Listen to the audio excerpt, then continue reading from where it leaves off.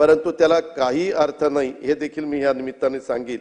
एकंदरीतच हा अर्थसंकल्प मांडत असताना काहींनी अशी पण टीका केली, बडा घर पोकळ वासा, असं काही जण तमले, काही जण म्हणले मारल्या थापा भारी केला महाराष्ट्र कर्जबाजारी, असंही काहींचं म्हणणं आहे। मी या सगळ्यांच्यावर अध्यक्ष महोदय येणार आहे, कारण काही जण पहिल्यांदाच आमदार झालेले आहेत किंवा कदाचित अर्थ कारणाची जास्त माहिती नसेल म्हणून त्यांनी तशा पद्धतीने वक्तव्य केलं असेल।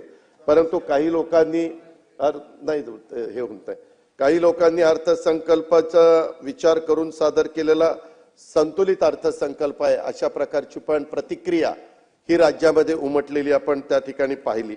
माझा उत्साह वाढवण्यासाठी मला एकच म्हणावंसं वाटतं अध्यक्ष महोदय, ऐकल्या शिव्या दुनियेच्या झाली जरी बदनामी, हे काय कमी मजेसाठी मी तुम्हा आवडलो आहे, अशा पद्धतीचा अध्यक्ष महोदय एकंदरीत परिस्थिती आहे।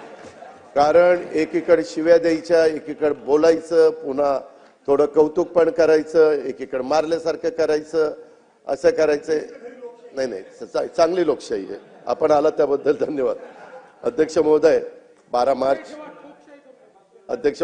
मार्चला स्वर्गीय यशवंतराव चव्हाण साहेबांचा जयंतीच्या दिवशी मी सकाळीच कराडला गेलेलो होतो आणि प्रीती संघावर जाऊन त्यांच्या समाधीचं दर्शन घेतलं, त्यांना अभिवादन देखील केलं।